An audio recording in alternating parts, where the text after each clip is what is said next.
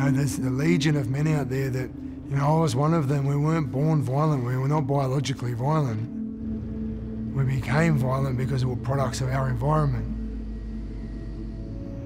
I'd moved into working in mental health because I had two things that were burning in my mind. And they were what the psychiatrist had said to me all those years earlier, that I didn't fit the criteria for help because I was violent. And the other counsellor laughing at me for crying. And I thought, if I ever get to mental health as a worker, I'll do better than that.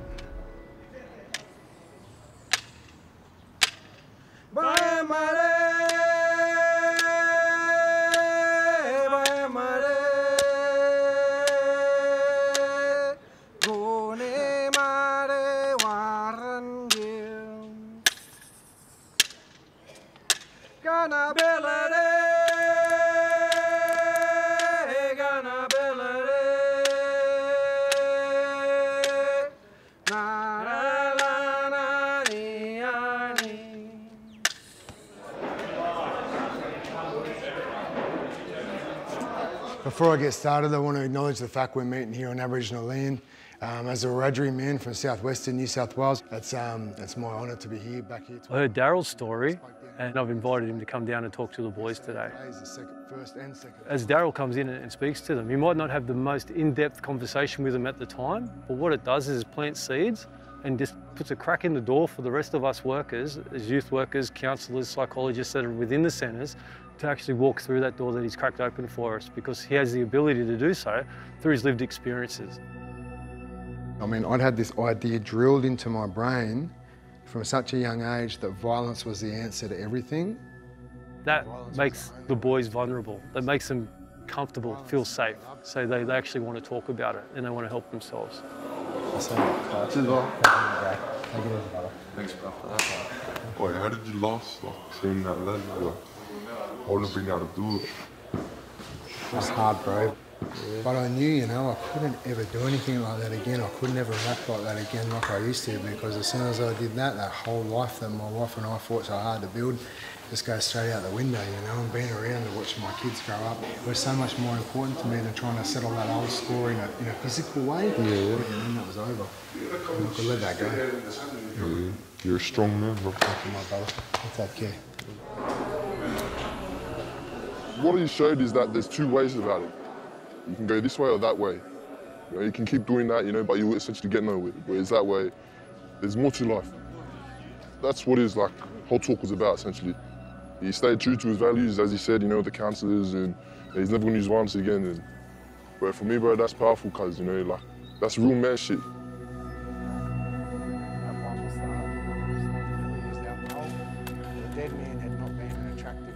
It's just a bloke telling a story.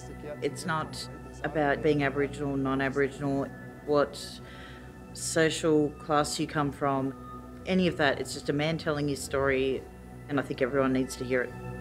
It opens your eyes to what not only children and women go through, and there's that awareness of now of what goes on behind closed doors, that silent rape that is so hidden. What they call silent rape, and that's sexual assault that's committed by someone you're in a domestic relationship with.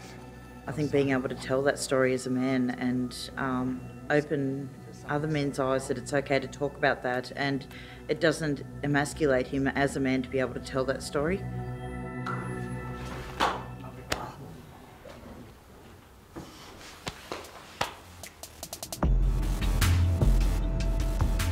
I reckon I've talked to 5,000 men since I started doing this work, and I can count on one hand the amount of men that have said that they felt like therapy was a safe place for a man. I can count on no fingers how many of those men said that, you know, they had a good male role model growing up. Your focus on men's mental health in light of the horrific statistics about Australian men and suicide is so important. You can give yourself a pat on the back, darling, for addressing it. That reminds me of a story I heard once of people being thrown into the river.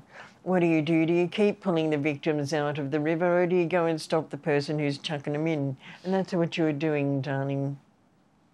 You're stopping the people who are throwing them into the river. You're amazing. We've both used our experiences for the good of others. You have and I have. I decided to write books because I was literate. Yeah. When I held my first book in my hands, I thought, this is the most healing thing I've ever done. You're very clever with that stuff, Mum. I'm very proud of you to be able to do that. We're a mutual appreciation society. But you have a right to be angry with me. You have that right. Yeah, I'm not, I'm not angry, Mum. You say you felt guilty because you didn't protect me. Well, I held that guilt my whole life because I couldn't protect you. There's nothing you can do when you're a little toddler to protect people, but I still felt that way, that I should have been able to do something. Darling, I know, honey, I can relate. Each time I tried to get in between and stop and think, it's just... You were a baby, sweetie. You were the one. You couldn't make choices, I could. I just wanted you to have a break. And darling, I would have killed the piece of shit.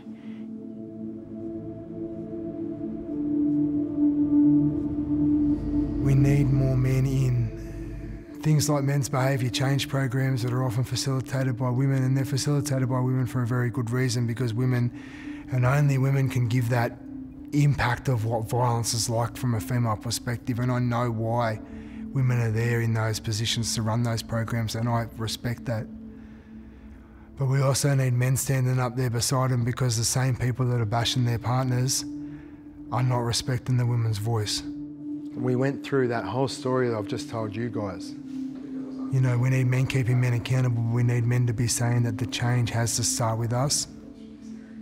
So it has to start with men that know what it's like to be violent, because we have that insight into what it's also like to change.